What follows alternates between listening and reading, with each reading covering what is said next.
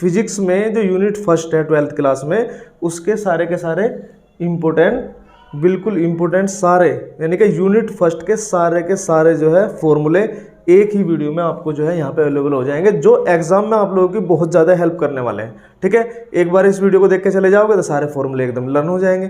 ठीक है, तो इंपॉर्टेंट वीडियो है बच्चों, सभी बच्चे इस वीडियो को जरूर देखें। ठीक है, 12th क्लास की जो फॉर्मूले हैं फिजिक्स के 12th क्लास के, यूपी बोर्ड एग्जाम वाले हों चाहे किसी भी बोर्ड एग्जाम वाले हों, ओके, इस वीडियो को जरूर देख के जाना बच्चों।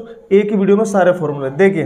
इलेक्ट्रॉन पर कितना चार्ज होता है, -1.6 इंटू 10 की पावर -19। ओके, प्रोटॉन पर भी इतना ही होता है, बस प्रोटॉन पर क्या होता है, प्लस होता है। ये बात समझ गए। अल्फा कण पर जो चार्ज होता है 2He4 अल्फा कण होता है, प्लस 3.2 इंटू 10 की पावर -19 कूलाम। ओके, अब देखिए ये है कूलाम का नियम। ये फॉर्मूला होता है 1/4πε Q1 Q2/r²। Formula number 2 K = ε/ε0। प्रावैद्युतशीलता, ये क्या है, निर्वात की ये प्रावैद्युतशीलता है जब प्रावैद्युत पदार्थ रखा हो, और ये क्या है, जब माध्यम में यानी कि बीच में जो है प्रावैद्युत पदार्थ रख देते हैं। प्रावैद्युत पदार्थ मतलब कोई भी अचालक पदार्थ। ठीक है, ये क्या है, निर्वात की वैद्युतशीलता। ये बात समझ में आ गई बच्चों। ये क्या है, E = F/Q0। E = F/Q0। ये क्या है, इलेक्ट्रिक फील्ड, न्यूटन प्रति कूलाम इसका यूनिट होता है। ओके, तो E = यहाँ पे देखिए 1/4πε0 Q/r²। ये क्या है, बिंदु आवेश के कारण, किसी बिंदु के कारण, ठीक है, जो इलेक्ट्रिक फील्ड होता है वो होता है ये बात समझ लेना, बिंदु आवेश के कारण विद्युत क्षेत्र की तीव्रता। समझ गए। यहाँ पे देखो Q/r² है, ये ध्यान रखना बच्चे, Q/r लिख देते हैं इसको। ठीक है, ये ध्यान रखना, यहाँ पे स्क्वायर होता है। R कहाँ पे होता है, विद्युत विभव में R होता है। ठीक है, यहाँ पे देखिए P = 2QL, इलेक्ट्रिक डाइपोल यानी कि विद्युत द्विध्रुव। E = 1/4πε0 2p/r³। ये कब है, ये जब है जो अक्षीय स्थिति हो, यानी कि विद्युत द्विध्रुव की अक्षीय स्थिति पर एंड ऑन पोजीशन पर जो है इलेक्ट्रिक फील्ड ये होगा, और हमारा ये किस पर है, ठीक है, ऑन इक्विलेटरल लाइन यानी कि वर्टिकल लाइन, एक तरह से बोल सकते हैं निरक्षीय स्थिति पर हमारा P/r³ होगा। यहाँ पे 2 होता है, यहाँ पे 1 होता है। ओके, यहाँ पे τ = P sin θ, बल आघूर्ण का फॉर्मूला है, ये इसका सदिश रूप है, और ये है τ = Pe sin θ। ये बात समझ में आ गई ना।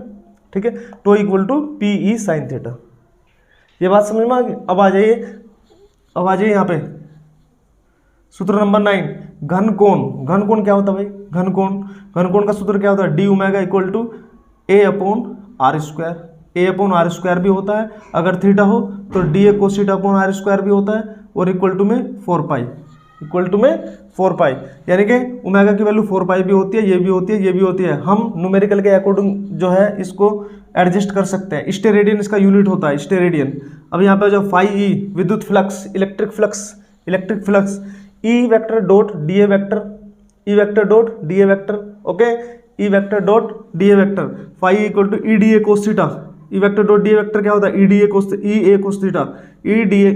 DA को मतलब पूरे का एरिया लेंगे तो EA cos θ हो जाएगा। ओके, यहाँ पे देखिए ये भी इलेक्ट्रिक फ्लक्स का ही फॉर्मूला है। ये क्या है, गॉस थ्योरम है, Q/ε0, और ये इसके इक्वल होता है। समझ में आ गई ना बात। यहाँ पे आ जाओ, तार के निकट यानी कि अनंत लंबाई का अगर तार हो तो उसके निकट में विद्युत क्षेत्र की तीव्रता कितनी आएगी, 1/4πε0 × 2λ/r। ये बात समझ गए। ये गॉस का पहला अनुप्रयोग है। ये 14वां σ/2ε0, E = σ/2ε0। E क्या है, विद्युत क्षेत्र की तीव्रता, यह है चादर के निकट विद्युत क्षेत्र की तीव्रता बच्चों। ओके, यहाँ पे E = σ/ε0, यह है चादर के ठीक बाहर, यह है चालक के ठीक बाहर ये। ठीक है, ये पहला अनुप्रयोग है, ये दूसरा अनुप्रयोग है, और ये E = σ/ε0, ये है चालक के ठीक बाहर विद्युत क्षेत्र की तीव्रता।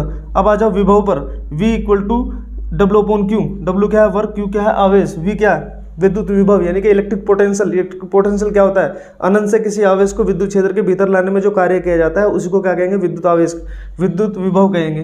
ठीक है, V = 1/4πε0 Q/r। ये है बिंदु आवेश के कारण किसी बिंदु पर विभव, ये ठीक है, आवेश के कारण किसी बिंदु पर विभव V = 1/4πε0।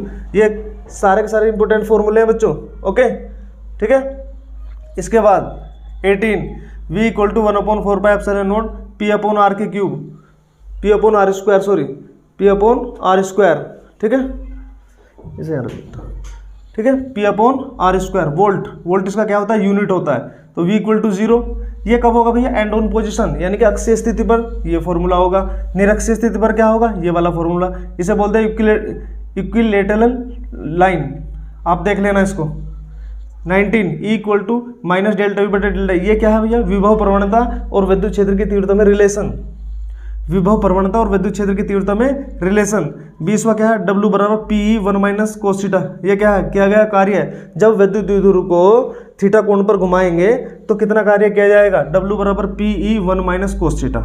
ये बात समझ में आ गई बच्चों, ठीक है। अब आते हैं यहाँ पे स्थितिज ऊर्जा। जब विद्युत द्विध्रुव को घुमाया जाता है तो स्थितिज ऊर्जा कितनी होती है उसमें, तो दो कंडीशन है, एक तो है स्टेबल इक्विलिब्रियम यानी कि स्थायी संतुलन की अवस्था, उसके बाद है दूसरी है हमारी अनस्टेबल अस्थायी संतुलन की अवस्था, अस्थायी संतुलन की अवस्था और स्थायी संतुलन की अवस्था। यहाँ पे ये होता है जो P होता है विद्युत द्विध्रुव जो होता है, इलेक्ट्रिक डायपोल जो होता है भैया, उसको घुमाने में किया गया कार्य W बराबर PE 1 minus cos theta. Okay, और यहाँ पे स्थितिज ऊर्जा माइनस का PE कोस थीटा होगा जब स्थायी संतुलन हो, और जब हमारा प्लस का PE होगा जब हमारा अनस्टेबल यानी कि अस्थायी संतुलन हो। कैसा हो, अस्थायी संतुलन, ठीक है बच्चों। तो ये कुछ जो है इंपॉर्टेंट फॉर यूनिट फर्स्ट के हैं ये, ठीक है। यूनिट फर्स्ट के आगे देखिए अभी और भी रह रहे हैं थोड़े से फॉर्मूले, 2-4 फॉर्मूले अभी और हैं, 10-5, तो उन्हें भी देख लीजिए। ये सारे हैं, सारे के सारे फॉर्मूले वेरी इंपॉर्टेंट है, ठीक है। चाहो तो इसका स्क्रीनशॉट ले लो एक बार। अब देखिए बच्चों, अब देखिए हमारा सूत्र number 23, formula number 23, C equal to 4πε0 C equal to 4πε0 A, यानी कि एप्सिलॉन नोट भी बोल सकते हैं इसको। इसके धारिय होता है धारिता, क्या होता है, धारिता, कैपेसिटेंस, ठीक है। C equal to 4πε0 A farad, इसकी यूनिट क्या होती है, फैरड। जितने भी C हैं सबकी यूनिट क्या होगी, फैरड, फैरड, ठीक है। फैरड इसका यूनिट होता है। यह है विलगित गोलीय चालक की धारिता, विलगित गोलीय चालक की धारिता।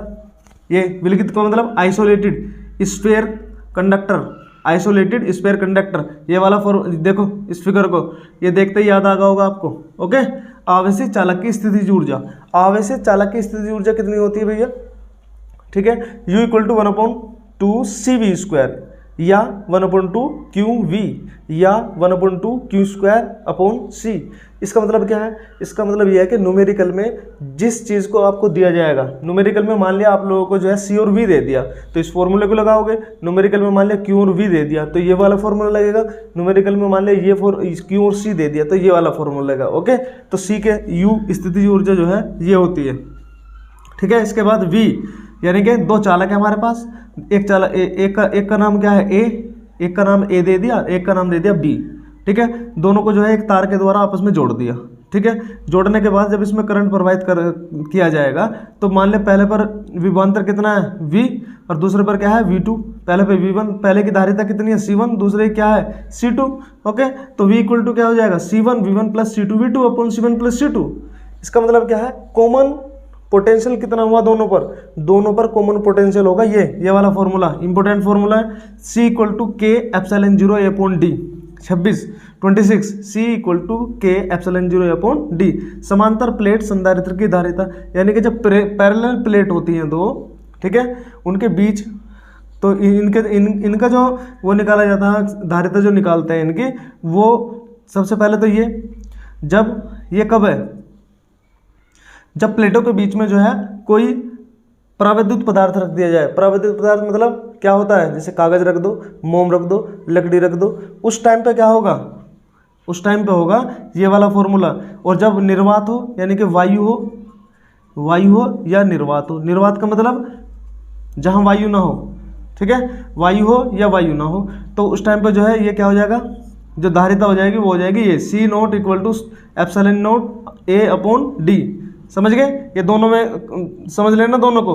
और C ये जो होता है C अपॉन C नोट क्या होता है भैया, K के equal. C upon C note क्या होता है, K के इक्वल। ये भी बात ध्यान रखनी है आपको। ओके, ये कब है, जब प्राविद्युत पदार्थ हो, और ये कब है, जब बीच में, और जब ये कब है, ये जब है भैया जब वायु हो या निर्वात हो, या तो एयर हो या फिर वैक्यूम हो। ओके, अब आ जाओ यहाँ पे 26। तो C equal to epsilon 0 A upon D minus T plus T upon K, ये वाला फॉर्मूला होता है। ये कब है भाई, जब प्लेटों के बीच में T मोटाई का पराविद्युत पदार्थ रख दिया जाए। पर प्लेट है ये हमारी संधारित्र की, पहली प्लेट का नाम X है, दूसरे का नाम है Y, ठीक है। उनके बीच में हमने एक पराविद्युत ये पट्टी रख दी, T मोटाई की पट्टी रख दी। तो इसका ये कब है, ये जब फॉर्मूला है, ठीक है। इंपॉर्टेंट फॉर्मूला है बच्चों ये भी, इस पर न्यूमेरिकल या फिर इसका डेरिवेशन करने के लिए बोर्ड में आ जाता है, समझना। और इसके बाद C equal to C1 plus C2 plus C3 plus CN। अगर मान लिया हमारे पास 2 या 3 या 4 या 5 या कितने भी संधारित्र दिए हुए हैं, ठीक है, कैपेसिटर दिए हुए हैं, तो हम उनको अगर पैरेलल उसमें जोड़ना है, समांतर क्रम में जोड़ना है, तो ये वाला फॉर्मूला लगेगा। और अगर श्रेणी क्रम में जोड़ना, सीरीज में अगर उनको जोड़ना है तो ये वाला लगेगा, ठीक है। अगर पैरेलल में जोड़ना है तो ये वाला, और अगर सीरीज में जोड़ना है तो ये वाला। जो प्रतिरोधों का होता है वो होता है समांतर क्रम, ये 1/R1 plus 1/R2 plus 1/R3 plus dash. और इसका क्या होता है भाई, इसका जो हमारे रेजिस्टेंस होते हैं उनको जब जोड़ते हैं तो ये क्या आएगा हमारा, R equal to R1 plus R2 plus R3। इन दोनों में डिफरेंस समझ लेना, ये एक दूसरे के उल्टे हैं एक तरह से देखा जाए तो। ओके, तो ये क्या हुआ समांतर क्रम और ये क्या हुआ श्रेणी क्रम। समझ में आ गई बात। ये है ऊर्जा घनत्व का फॉर्मूला। ऊर्जा घनत्व U equal to 1/2 K epsilon 0 E square joule प्रति मीटर की क्यूब। इसका मात्रा क्या होता है, वोल्ट, यूनिट क्या होती है वोल्ट। इसका क्या होता है फैरड, इसका क्या होता है फैरड, ठीक है। इसका क्या होता है फैरड, इसका क्या होता है फैरड, इसका क्या होता है फैरड। C का यूनिट क्या होता है फैरड। बात समझ में आ गई। तो ये है फर्स्ट यूनिट के सारे फॉर्मूले जो आप लोगों को तैयार करके जाने हैं। जो अगर वीडियो बढ़िया लगी हो, अच्छी लगी हो, तो चैनल को क्या करोगे, सब्सक्राइब कर देना, वीडियो को लाइक कर देना, ऑल पे क्लिक कर लो, ठीक है, ताकि आने वाले सभी वीडियो के नोटिफिकेशन आपको जो है तुरंत आपके पास पहुंच जाए। और बोर्ड एग्जाम से पहले आप लोग जो अपनी तैयारी कर लो। और ये फॉर्मूले जो नीट एग्जाम वाले, ठीक है, जेई मेंस वाले भी बच्चे देख सकते हैं इनको, ठीक है, जो नीट एग्जाम की तैयारी कर रहे हैं उनके लिए भी जो है बहुत ज़्यादा हेल्पफुल होने वाले हैं। क्योंकि वहाँ भी जो है फिजिक्स आता है, तो फिजिक्स में ये फॉर्मूले जो है इंपॉर्टेंट फॉर्मूले हैं, वहाँ पे इन पे आधारित जो है न्यूमेरिकल वगैरह पूछ लेते हैं, ये फॉर्मूला ही पूछ लेते हैं। ठीक है बच्चों, थैंक यू, मिलते हैं अगले वीडियो में, तब तक के लिए नमस्कार।